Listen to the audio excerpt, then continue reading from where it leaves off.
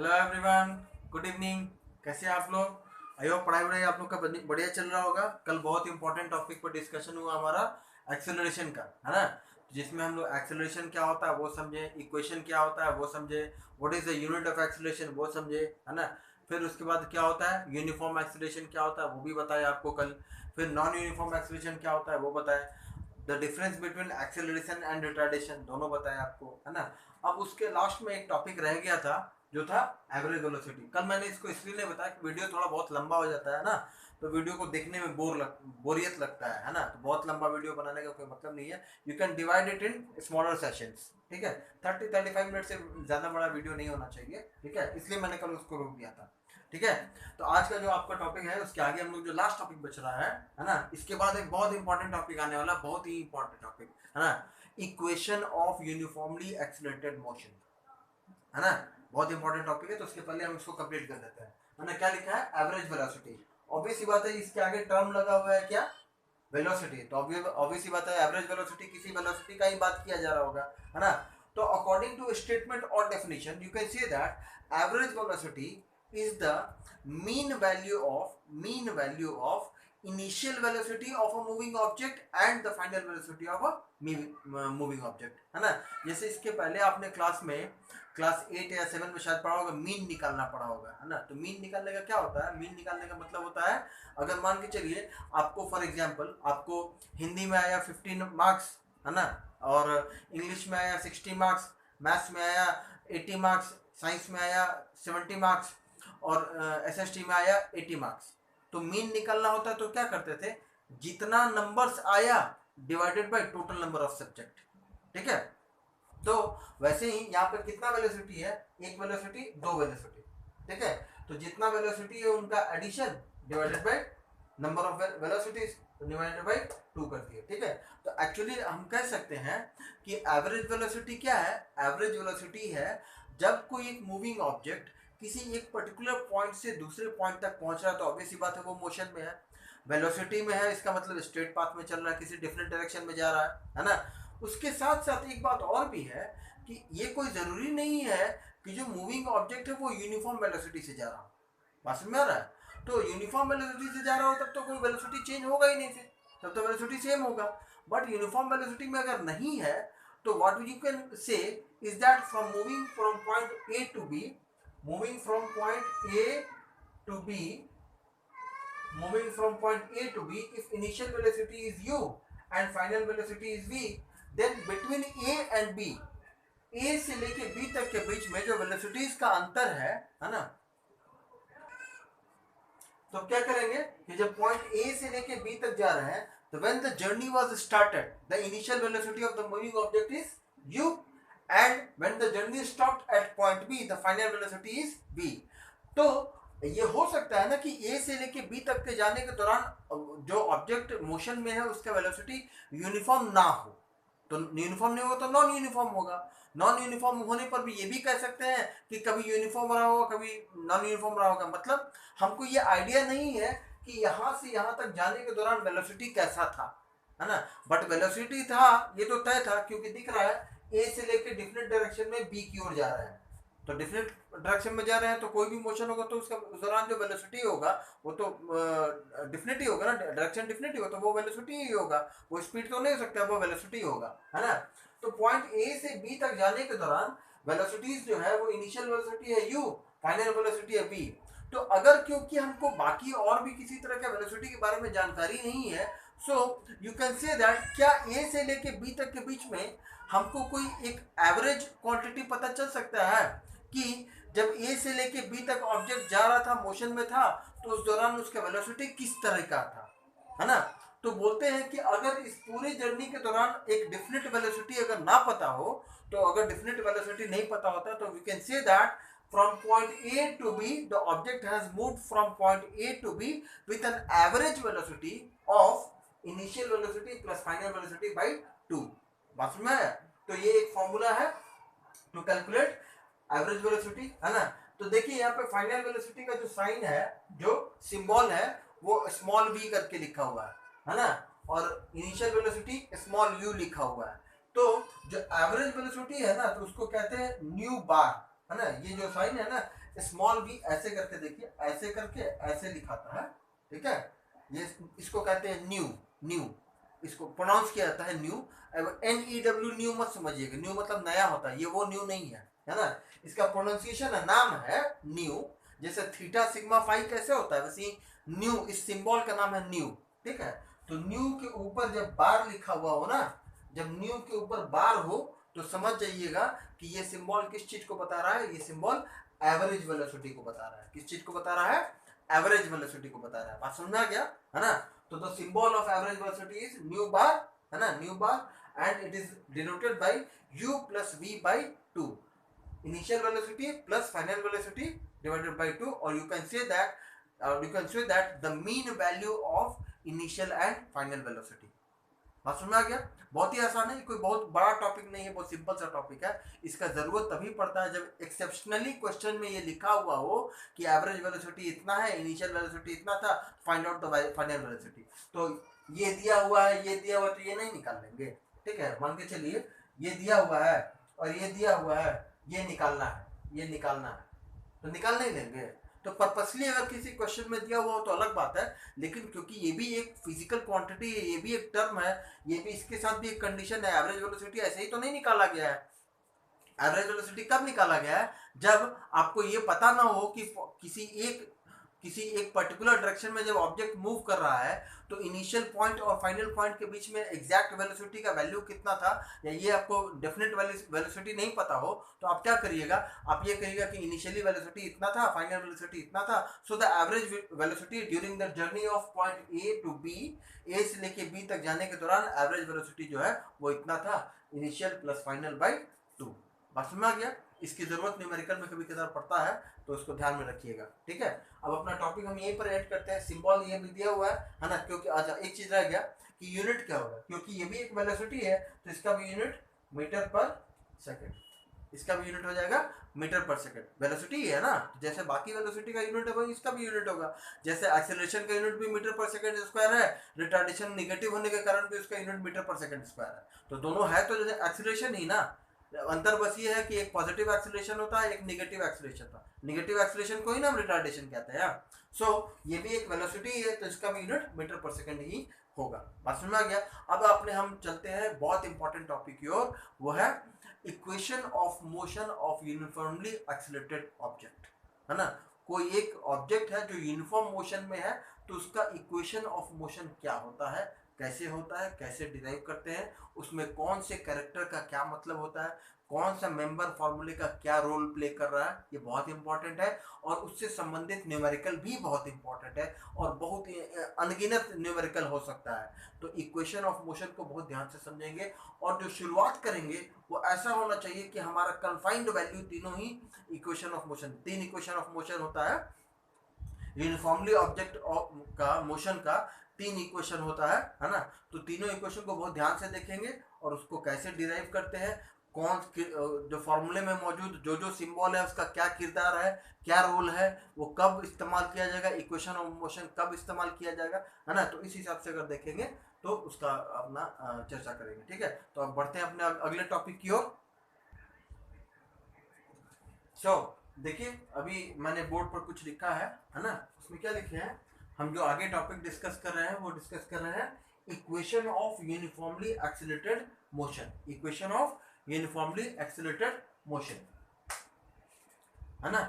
इसमें क्या होगा, देखिए जो चीज ध्यान देने वाला है उसको बहुत जरूरत है चर्चा करने का, कि हम जो भी इक्वेशन ऑफ मोशन लिख रहे हैं, है ना, ये किसी भी ऑब्जेक्ट के लिए नहीं है। बहुत जरूरी है इस बात को समझना। ये जो इक्वेशन ऑफ मोशन है ये किसी भी ऑब्जेक्ट के लिए नहीं है। क्या ऐसा नहीं कि किसी भी कोई भी ऑब्जेक्ट मोशन में है तो उसके ऊपर हम ये इक्वेशन लगा देंगे, नहीं। यहाँ पे बहुत बड़ा कंफ्यूजन जनरेट हो जाएगा आपके लिए, बहुत बड़ा कंफ्यूजन जनरेट हो जाएगा आपके लिए। क्या है ये इक्वेशन ऑफ मोशन, किस ऑब्जेक्ट के लिए है, वो ऑब्जेक्ट जिसका मोशन यूनिफॉर्म एक्सेलरेशन में है। कैसे एक्सेलरेशन में है, यूनिफॉर्म एक्सेलरेशन में है। यूनिफॉर्म एक्सेलरेशन क्या होता है, यूनिफॉर्म एक्सेलरेशन होता है when an object is accelerating with uniform velocity, है ना, when the increase in velocity is equal in equal interval of time. बात समझ आ रहा है? जब किसी ऑब्जेक्ट का वेलोसिटी इक्वल इंटरवल से बढ़ रहा हो in equal interval of time, then you can say that the object is in moving with uniform acceleration. जब किसी मूविंग ऑब्जेक्ट का, मान लीजिए कोई एक ऑब्जेक्ट है जो मोशन में है, स्ट्रेट लाइन में चल रहा है, तो ऑब्वियस सी बात है वेलोसिटी है उसका, है ना। अगर वेलोसिटी इंक्रीज कर रहा है ऐसे कि वो इक्वल क्वांटिटी से इंक्रीज कर रहा है इन इक्वल इंटरवल ऑफ टाइम, जो कि चर्चा कल किए थे, है ना, कल डिस्कशन किए थे इसके ऊपर, तब उसके मोशन को हम कहेंगे कि उसका मोशन कैसा है, उसका मोशन यूनिफॉर्मली एक्सीलरेटेड मोशन है ना, क्योंकि उसका एक्सीलरेशन कैसा है, उसका एक्सीलरेशन यूनिफॉर्म एक्सीलरेशन है। मतलब अगर मान के चलिए पहले इंटरवल ऑफ टाइम में 5 किलोमीटर पर आवर स्पीड बढ़ा, है ना, स्पीड इंक्रीज किया, एक्सीलरेशन के कारण वेलोसिटी बढ़ेगा, है ना, एक्सीलरेशन के कारण वेलोसिटी बढ़ता है, रिटार्डेशन के कारण वेलोसिटी घटता है, कल बताए थे, ठीक है। तो अगर मान लेते हैं पहले इंटरवल ऑफ टाइम में 5 किलोमीटर पर आवर स्पीड बढ़ गया, दूसरे इंटरवल ऑफ टाइम में भी 5 किलोमीटर पर आवर स्पीड बढ़ा, तीसरे टाइम इंटरवल में भी 5 किलोमीटर टाइम स्पीड बढ़ गया, तो क्या कहेंगे, हर एक इंटरवल ऑफ टाइम में, हर एक इक्वल इंटरवल ऑफ टाइम में net increase in velocity is equal, so we can say that the object is in uniform acceleration, ठीक है। अब आते हैं इस बात पर कि ये equation of motion uniformly accelerated object के लिए है ना, किस ऑब्जेक्ट के लिए है ये इक्वेशन ऑफ मोशन, हम केवल उन्हीं ऑब्जेक्ट्स के ऊपर अप्लाई कर सकते हैं जिनके पास एक्सीलरेशन कैसा है, जिनका एक्सीलरेशन यूनिफॉर्म एक्सीलरेशन है, हम ये इक्वेशन ऑफ मोशन केवल उन्हीं के ऊपर लगा सकते हैं। बात समझ में आ गया, है ना।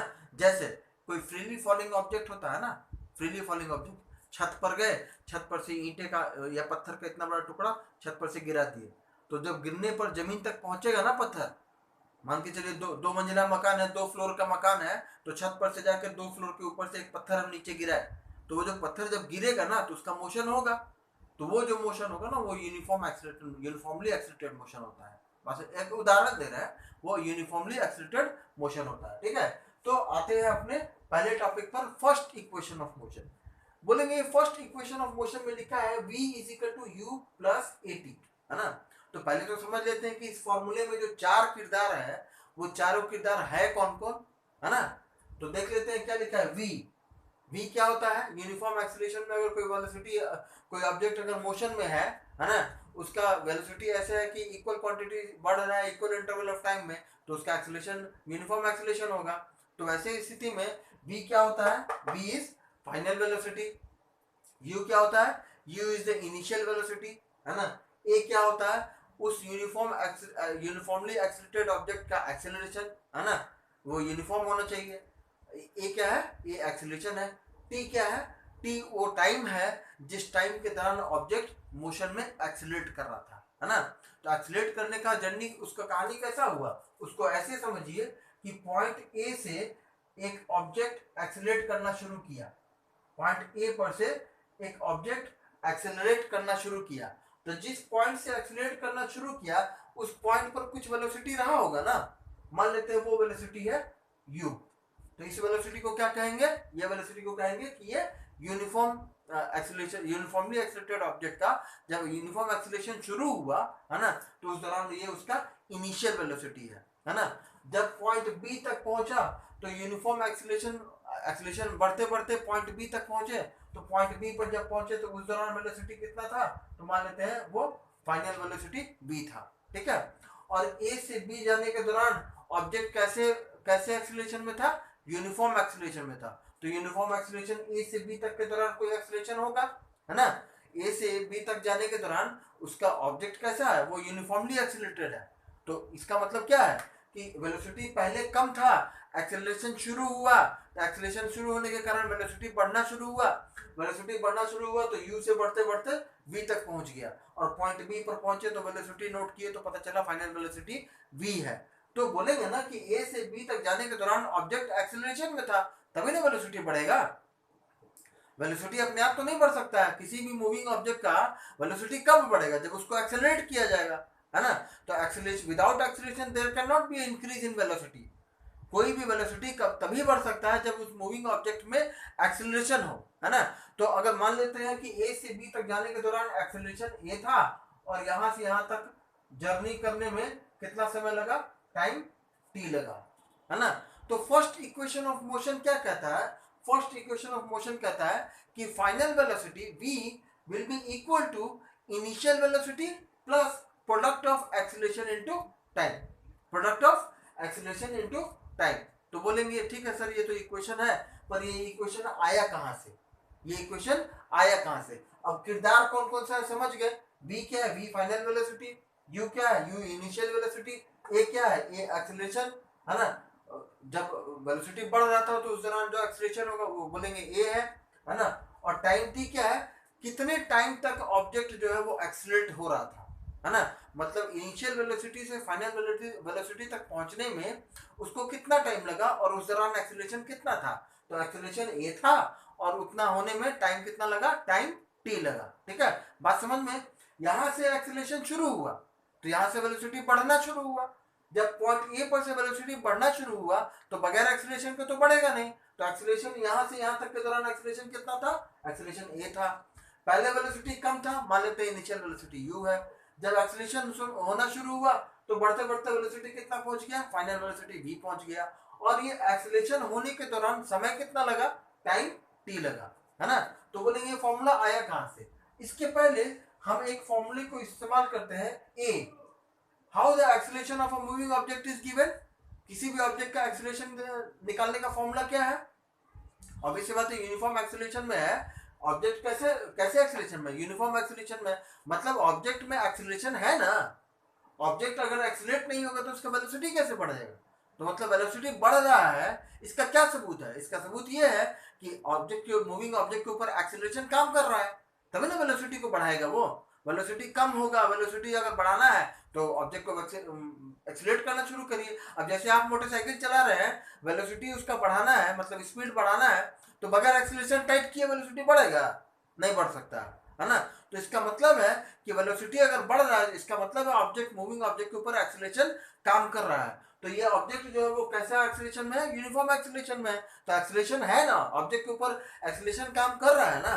तो एक्सीलरेशन का फॉर्मूला क्या होता है, अगर मान लेते हैं इस मूविंग ऑब्जेक्ट का हम एक्सीलरेशन कैलकुलेट कर रहे हैं, क्यों, इनिशियल वेलोसिटी पता है, फाइनल वेलोसिटी पता है, टाइम t कितना लगा पता है, एक्सीलरेशन निकालना है। तो एक्सीलरेशन निकालने का फॉर्मूला क्या होता है, initial velocity change in velocity, change in velocity, sorry, change in velocity which is final velocity minus initial velocity, है ना। change in velocity per unit time, acceleration कितना देर काम किया, टाइम t तक काम किया। ये जो वेलोसिटी फाइनल वेलोसिटी v तक पहुंचा इनिशियल वेलोसिटी u से, तो फाइनल वेलोसिटी ज्यादा होगा ना, इनिशियल वेलोसिटी कम ना होगा। क्यों, जब ऑब्जेक्ट में एक्सीलरेशन शुरू किए तो शुरू करने का पर्पस क्या था, हम क्यों एक्सीलरेट कर रहे थे, हमको वेलोसिटी बढ़ाना था। तो जब हम बढ़ाना शुरू किए उस वक्त का वेलोसिटी कम ना होगा, और जब वेलोसिटी बढ़ाने के लिए हम एक्सीलरेट करना शुरू किए तो एक्सीलरेशन देते देते क्या होगा, वेलोसिटी बढ़ने लगेगा। तो बाद वाला जो वेलोसिटी होगा वो ज्यादा ना होगा, पहले वाला वेलोसिटी कम ना होगा, क्योंकि पहले एक्सीलरेशन नहीं था। जब आप मूविंग ऑब्जेक्ट में एक्सीलरेशन देना शुरू किए तो उसका वेलोसिटी बढ़ना शुरू हो गया, है ना। तो यहाँ पर देना शुरू किए तो यहाँ से यहाँ तक पहुंचने के दौरान वेलोसिटी बढ़ न जाएगा। तो फाइनल वेलोसिटी ज्यादा है, इनिशियल वेलोसिटी कम है, तो चेंज इन वेलोसिटी निकालेंगे। तो चेंज इन वेलोसिटी का फॉर्मूला क्या है, final velocity minus initial velocity. And acceleration का डेफिनेशन क्या है, change in velocity per unit time. Acceleration velocity में चेंज हुआ कितने देर में हुआ, है ना। तो कितने देर में हुआ है acceleration, time t, time t तक एक्सीलरेशन हुआ है ना। तो टाइम t नीचे ले लिए। अब इसको रीअरेंज करेंगे तो t को इधर ले आते हैं तो हो जाएगा at, और उस तरफ क्या बच गया, उस तरफ बच गया v माइनस u। ठीक है, अब इसको अरेंज करेंगे तो ये जो निगेटिव टर्म है उसको इस तरफ ले आते हैं, तो u plus at is equal to v, और इसी को हम अगर अरेंज करके लिखेंगे तो लिखेंगे v is equal to u plus at। बात सुना गया, v is equal to u plus at। ये हो गया हमारा फर्स्ट इक्वेशन ऑफ मोशन। ये क्या हो गया हमारा, ये हो गया हमारा first equation of uniformly accelerated object. कोई एक ऑब्जेक्ट है जो यूनिफॉर्म एक्सीलरेशन में है ना, कैसा है, equation of uniformly acceleration motion, है ना, यूनिफॉर्मली एक्सीलरेटेड मोशन। अगर कोई ऑब्जेक्ट का मोशन ऐसा है कि उसका मोशन एक यूनिफॉर्म एक्सीलरेशन में है, तो पहला इक्वेशन ऑफ मोशन क्या कहता है, पहला इक्वेशन ऑफ मोशन कहता है कि final velocity is equal to initial velocity plus product of acceleration and time during which the acceleration was acting on the object. Time T कौन सा टाइम है, ये टाइम वही टाइम है जितने देर तक ऑब्जेक्ट के ऊपर एक्सीलरेशन काम कर रहा था। बात समझ में आ गया। और एक्सीलरेशन जब काम कर रहा था, तो जब एक्सीलरेशन नहीं काम कर रहा था उस वक्त वेलोसिटी कितना था, u।